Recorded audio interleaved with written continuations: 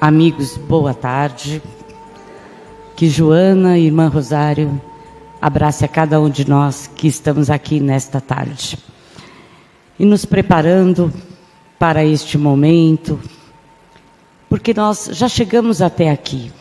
Então vamos aproveitar profundamente esse tempo de estar aqui na casa de Joana. E para isso vamos elevando os nossos corações ao Mestre Jesus, a Deus Pai, Senhor de nossas vidas, rogando para que possamos estar aqui de corpo inteiro.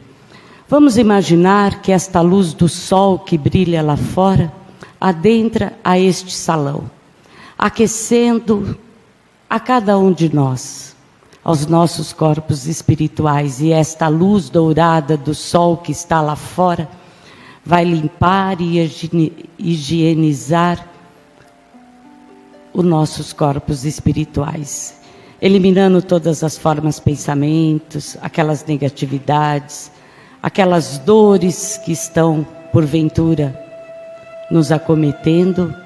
Este sol, esta luz brilhante, vai eliminar, vai nos preparar para este momento de estudo, de oração e de tratamento.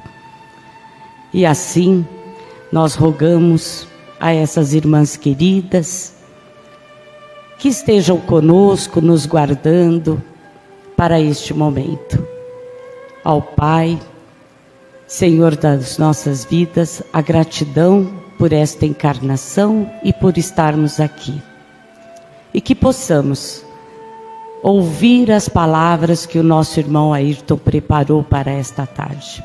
E que esses ensinamentos não passem como vento à nossa mente, mas que fiquem gravados no nosso coração, de acordo com a nossa necessidade, com o entendimento individual de cada um de nós, e que durante a semana nós possamos meditar sobre aquela palavra, sobre aquele ensinamento que calou no fundo do coração de cada um de nós.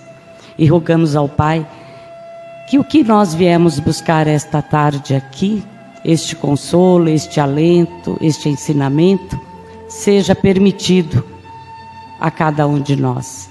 E a nossa gratidão em forma de louvor, através da prece: Pai nosso que estais nos céus, santificado seja o vosso nome.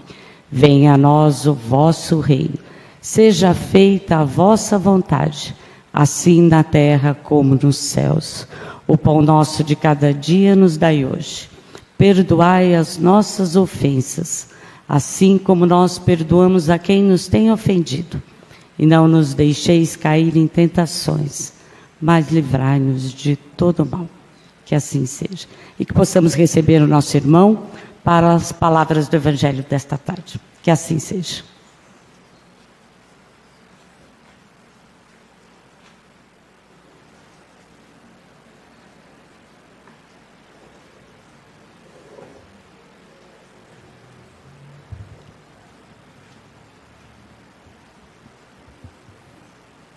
Boa tarde a todos.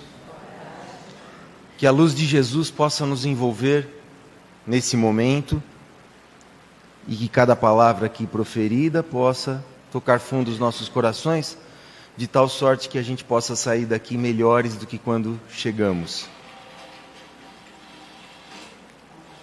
Meu pai costumava dizer uma história, uma metáfora, fazer uma metáfora que acredito ser bastante oportuna para o tema que nós vamos tratar hoje. Ele sempre contava que nós todos estamos numa grande viagem, num trem. E essa viagem, cada qual sentando no seu lugar, no seu vagão próprio, nós vamos caminhando. E as paisagens, para quem cuidou de sentar do lado direito, se traduzem em dunas maravilhosas, praias estonteantes de beleza, pássaros também, gaivotas. Entretanto, quem cuidou de sentar do lado esquerdo, assiste a cena de matas virgens, animais, florestas, árvores frondosas. E a cada parada, quando vamos discutir o que estamos assistindo, ou o que aprendemos com o caminho, o que dirão quem está sentado do lado direito? Que praias lindas, não? Puxa vida, nunca vi dunas tão maravilhosas, areias tão brancas. E quem está do lado esquerdo dizia, mas como assim? Eu só vi flora, só vi animais. E nós sabemos pela doutrina espírita que nós temos duas grandes barreiras que nos incomodam a todos nós muito ainda, que é o orgulho e o egoísmo. E a questão de tentarmos fazer prevalecer nossas opiniões, nossas ideias, fazem com quem sentou-se do lado esquerdo passe a discutir com quem está do lado direito, tentando fazer prevalecer suas verdades. E quem está do lado direito a mesma coisa. No entretanto, sabemos que ambos têm razão.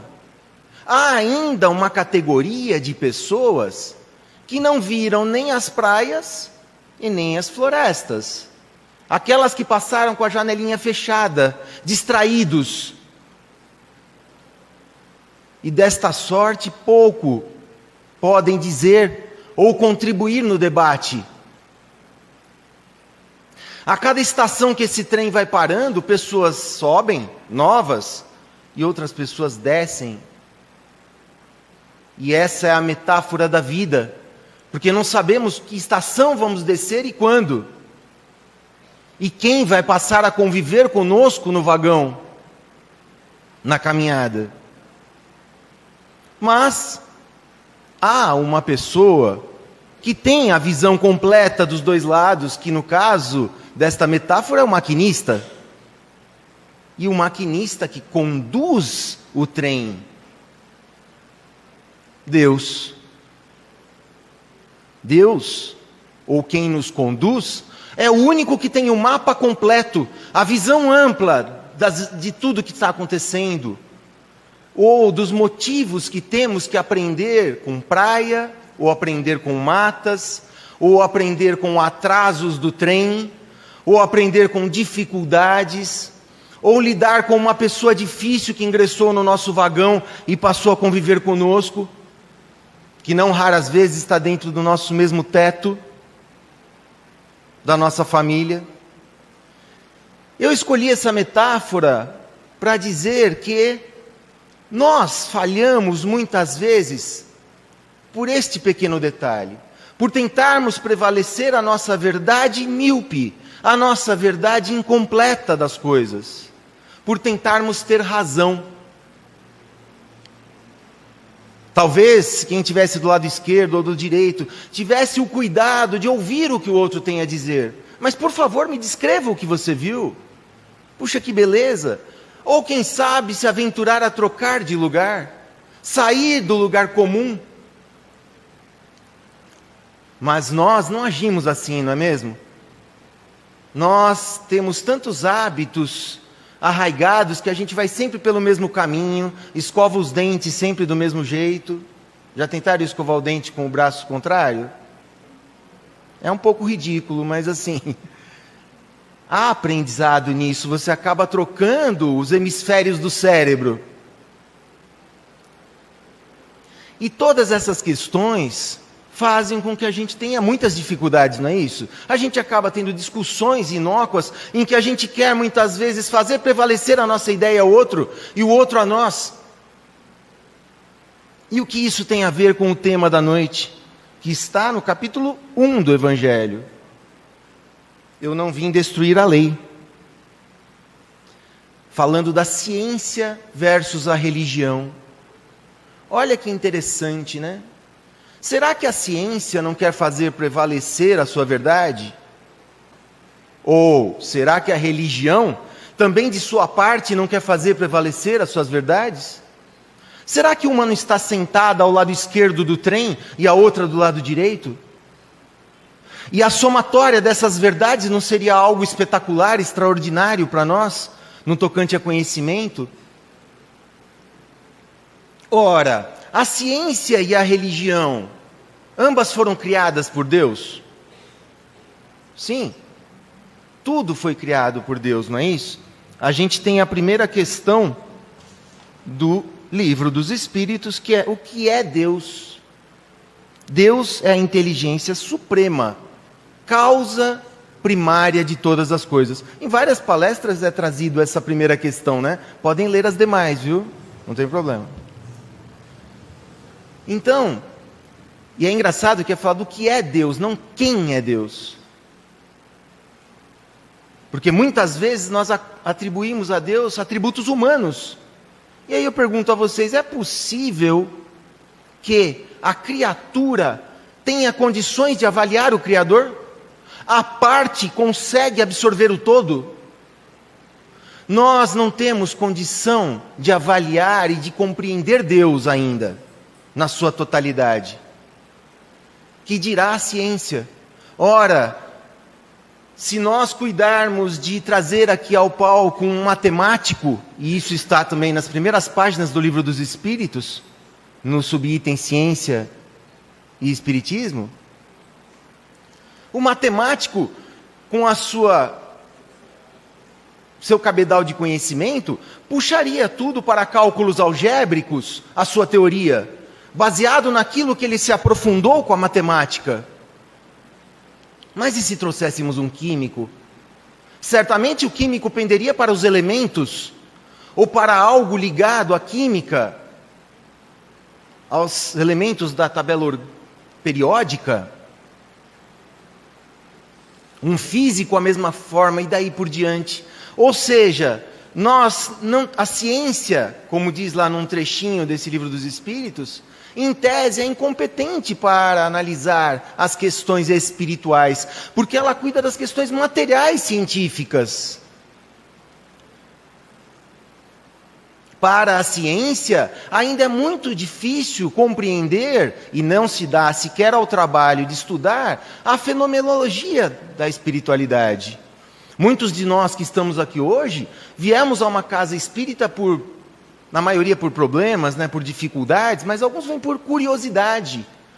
Querem ver, querem sentir, querem perceber se existe alguma situação extraordinária, se vai haver algum fenômeno, quando o fenômeno maior que deve ocorrer é a transformação em nós mesmos. A transformação da nossa atitude, do nosso livre-arbítrio, da nossa forma de pensar, a nossa chamada reforma íntima. Então é muito difícil estabelecermos alguém que vai ganhar nesse debate, seja a ciência ou seja a religião. Vocês viram, curiosamente, tem uma reportagem aqui fora, que pela primeira vez um brasileiro, né, ganhou um prêmio que é conhecido como Oscar da Espiritualidade, Marcelo Gleiser, se eu não estou pronunciando o nome dele errado. Ele é um físico, né? E ele acabou, físico e astrônomo, de 60 anos. Esse prêmio, para vocês terem uma ideia, em 1973, ele foi ganho por Madre Teresa de Calcutá. Em 2012, por Dalai Lama. Ele ganhou uma soma considerável, mais de 1 milhão de libras esterlinas, seria equivalente a mais de 5 milhões de reais. E o que fala esse Marcelo Gleiser? Né? É curioso porque eu vou até copiar, vou ler aqui, se me permitem, uma frase dele, muito interessante. O ateísmo é inconsistente com o método científico. O que será que ele quis dizer isso? Allan Kardec também não acreditava, também era um cético. Mas ele foi fazer suas pesquisas, foi analisar os fenômenos na então chamada mesas girantes, aquelas pancadas que acabam respondendo questões, acabavam por responder questões, e ele começa a perceber que havia uma resposta inteligente àqueles sinais, e que não poderia ser o elemento matéria da mesa. Mas Kardec se deu ao trabalho de estudar. Quando falamos do ateísmo, da pessoa que não acredita em nada, nós podemos falar em desconfiar. Isso sim, todos os grandes inventores que passaram foram questionados. A primeira vez que Franklin falou do para-raio, arrancou gargalhadas da palestra científica que estava presente. Gênios à sua época gargalharam de sua teoria. Recentemente tivemos a foto do buraco negro, já descrito por Einstein há tanto tempo. A ciência certamente vai se somar à religião, porque, como falei, são ambas criadas por Deus, desde que a ciência se deu ao trabalho de verificar as leis imutáveis desta relação dos espíritos com a matéria, que acontecem com todos nós. Que responda a questões como: de onde viemos, para onde vamos, por que uma criança nasce sem cérebro, teria sido eleita desta forma, trazendo uma grande provação para ela e para, sobretudo, os familiares. Por que uma pessoa tem a prova da riqueza e a outra da pobreza? Por que tantas dicotomias? Se a ciência, aliada à religião, pudesse fazer isso, nós estamos percebendo uma certa evolução. A gente fala, poxa, o nosso mundo está perdido, mas como era o nosso mundo lá na época de Jesus? Das arenas, dos circos, dos sacrifícios. Quando uma teoria era refutada, a pessoa ia para a fogueira. Hoje ela pode ser ridicularizada nas redes sociais, a família dela pode sofrer privações, mas nós avançamos na parte moral que cabe à religião. Por isso Kardec sempre dizia: a fé sólida é aquela que pode encarar a razão face a face. Essa é a parte científica de um dos tripés da doutrina espírita. A filosófica, podemos citar: nascer, viver, morrer e renascer de novo, progredindo sempre, tal é a lei. Essa frase, inclusive, figura no túmulo de Kardec na França. Resume, de uma certa forma, a necessidade de que apenas em uma existência, do berço ao túmulo, não seríamos capazes, não sei vocês, comigo com certeza não, de resolver todos os problemas e todas as dificuldades que nós temos, todas as virtudes que precisamos desenvolver.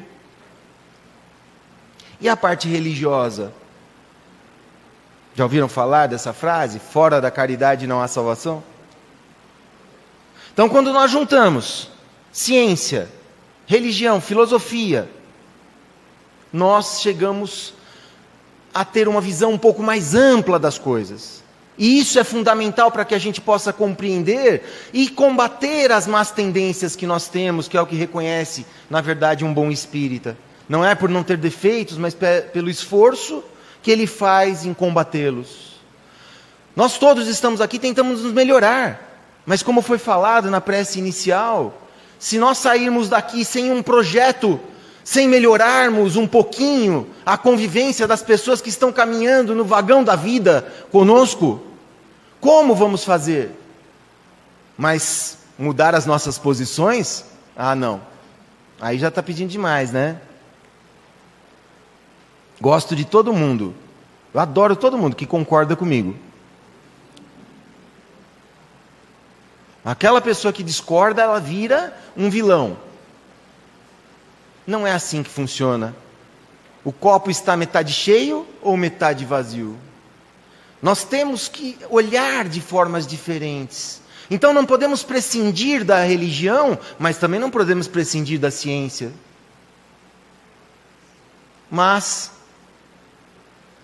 Como está a nossa atitude em relação a alguém que nos afronta?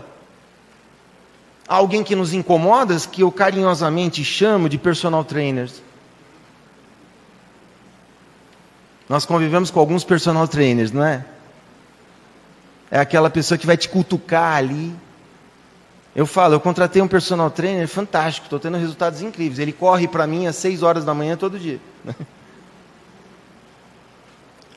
Se a gente não tiver esses personal trainers, o personal trainer da ciência do corpo humano, de melhorarmos as nossas performances físicas, ele não vai ser complacente com a nossa preguiça, com a nossa teimosia em comer coisas erradas, porque isso vai afetar o resultado que ele se propõe e o resultado que você gostaria. Eu sempre falo isso, né? Tem pessoas que vão no aniversário no domingo, começam com as frituras, né? Aniversário de criança. Toda aquela coxinha, aqueles bolinhos de queijo, né? Você se empanturra daquelas frituras. Depois vem a sessão dos doces, né? Doces de todo tipo, antes da chegada do bolo. Não satisfeitos, a gente leva um pratinho para casa. Para continuarmos em casa esse devaneio, né? E na segunda-feira, o que nós queremos? Amanhecer emagrecidos. Nós não queremos emagrecer, nós queremos ser emagrecidos. Nós queremos que um milagre aconteça sem que eu tenha que mudar comportamento algum.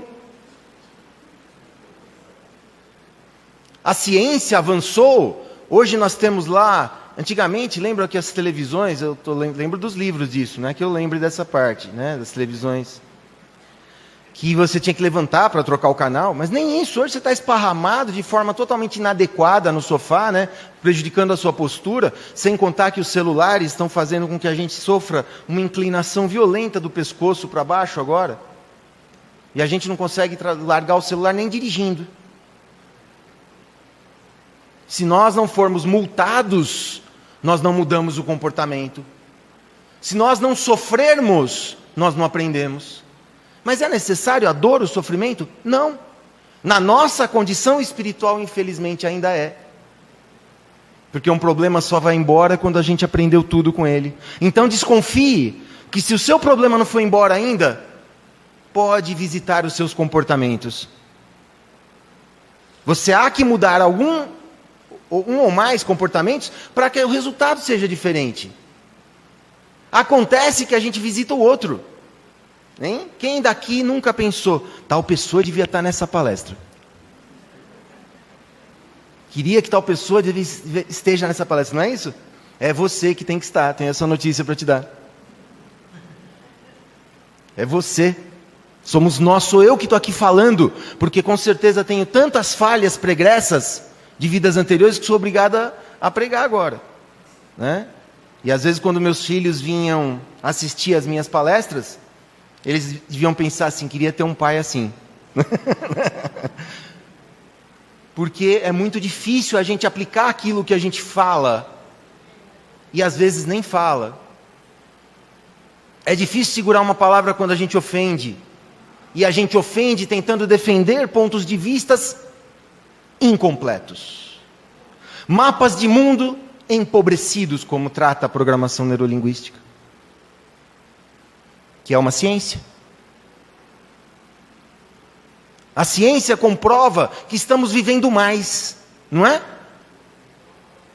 Eu estava lendo as grandes descobertas, descobriram um útero artificial, onde você consegue, aparece lá o animalzinho sendo gerido, que vai ser extremamente útil para crianças que nascem antes do momento, ou coisas assim, porque a mãe não tem condição. A ciência é fantástica, ela está evoluindo muito, e criando comodidades para nós. Mas onde está o tempo que a ciência deveria ter economizado para nós, para que nós pudéssemos praticar o fora da caridade e não a salvação? Você tem tanta tecnologia, né? Mas não abraça mais ninguém, não fala que ama, não cuida de alguém que precisa, não separa aquele monte de roupa que você não usa. Eu tenho medo, se eu perguntasse aqui estatisticamente, quantas baixelas de prata vocês têm nos armários, sem a menor possibilidade de utilizá-las. Nunca, em nenhum momento elas serão tiradas do armário. Mas a gente não leva para um bazar do Joana, para alguma coisa que a gente possa fazer. Então onde está o tempo que a ciência deveria devolver para nós? Aonde está a ciência do relacionamento? A ciência da comunicação não violenta? Quanto eu estou estudando a minha comunicação, para que eu possa falar com carinho, com amor, para que a gente não caia. Mas que ao cair, levante-se. Levante-se o mais rápido possível. Busque um estado de recursos diferentes. Pare de contar doenças. Tem pessoas que falam, nossa, a pessoa que não tem nada para dizer de bom. Eu estava assistindo uma palestra de Ariano Suassuna, já falecido, que uma mulher foi procurá-lo e ela falou, olha, eu vou dizer um monte de coisa que você não gosta. Ele falou, então não diga. Mas eu vou dizer mesmo assim, você é de maio, né? Sim, 16 de maio. Você é de Gêmeos. Ele falou, sim, sou. Você sabia que pessoas de Gêmeos são duas caras? Ele falou, a senhora acha que se eu fosse duas caras eu escolheria essa? E a gente sai com esses conceitos, sem estudar, criticando as pessoas, falando que não gosta sem nunca ter tido trabalho de atravessar o outro lado do vagão, de fazer uma rápida visita ao maquinista. Não é Deus que abandona a gente, nós é que abandonamos Deus. Você vai chegar lá na cabine do maquinista, você vai olhar um monte de equipamentos que você não entende. Sim, como entender a harmonia dos planetas na nossa condição de expiações e provas, migrando para a regeneração? Estamos muito atrasados ainda. Mas nós podemos entender de amor, desenvolver a capacidade de amar. Essa é a verdadeira religião. Jesus não tinha uma religião. Ele pregou o amor incondicional a todas as pessoas. E o dia que a ciência e a religião largarem o orgulho e o egoísmo de defender suas convicções míopes, nós poderemos ter respostas muito mais rápidas das coisas. Na hora que nós aprendermos que, por mais que a ciência se desenvolva, não se consegue substituir um beijo, um abraço, um carinho, uma palavra amiga, o tratamento de um ser humano para outro ser humano. Esta é a reflexão que nós temos que ter.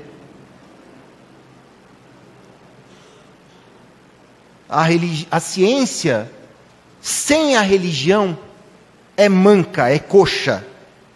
A religião sem a ciência é cega. Albert Einstein. Portanto, eu quero encerrar essa pequena debate, essa pequena discussão com vocês, essa pequena exposição de reflexões que devem rebobinar a nossa cabeça ao longo da semana, para que possamos visitar a nós primeiro e não ao outro que precisa aprender. Quem tem que aprender somos nós. Que possamos, nesse momento que estamos sentadinhos aqui, fazer o exercício de sentir os nossos mentores espirituais, os nossos guias, os nossos anjos da guarda, que nos acompanham torcendo por nós todos os dias, e que fazem que possamos sentir nesse momento uma chuva de bênçãos sobre as nossas cabeças. Que possamos sentir essa chuva de bênçãos nesse momento por alguns segundos. E com todo o respeito que eu devo à ciência, essa sensação eles não conseguem explicar. Boa tarde a todos e muito obrigado.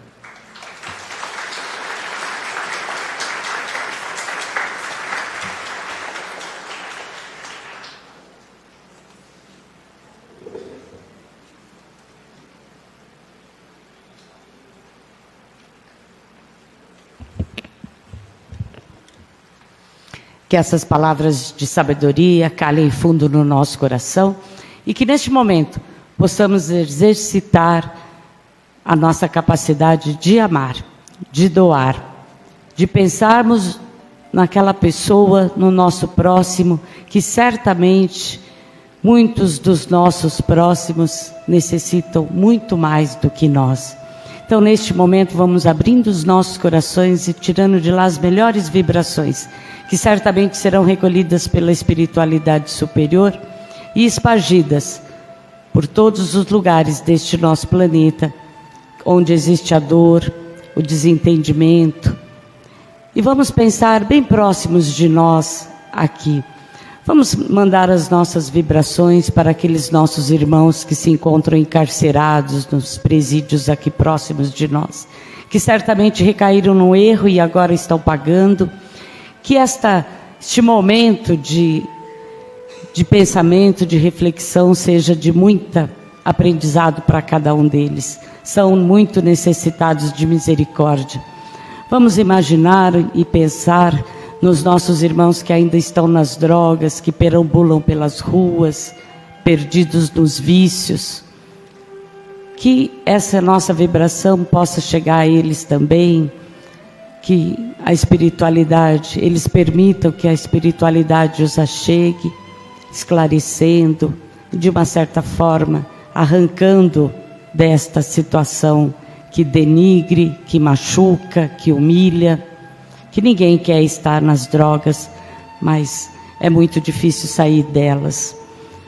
Que aqueles irmãos que estão nos seus leitos de dor, sejam nas suas casas, nos hospitais, também sejam visitados e acalentados e recuperados de acordo com o seu merecimento e com a sua necessidade. Vamos vibrar por aqueles espíritos, irmãos nossos, que estão deixando este nosso planeta, indo para a espiritualidade. Que este momento de passagem seja breve e que eles sejam recebidos com todo o amor. E da mesma forma, aqueles espíritos que estão chegando, reencarnando neste nosso planeta, sejam recebidos com muito amor e que saibam que a missão de cada um de nós é individual e nós progredimos no coletivo. Então, que possamos aproveitar estes momentos que estamos aqui encarnados para vivermos verdadeiramente o amor para conosco, o amor para aqueles que estão conosco. Que Jesus possa nos acompanhar ao retorno das nossas casas e que tenhamos uma semana de muito trabalho, de muito amor e de muita alegria.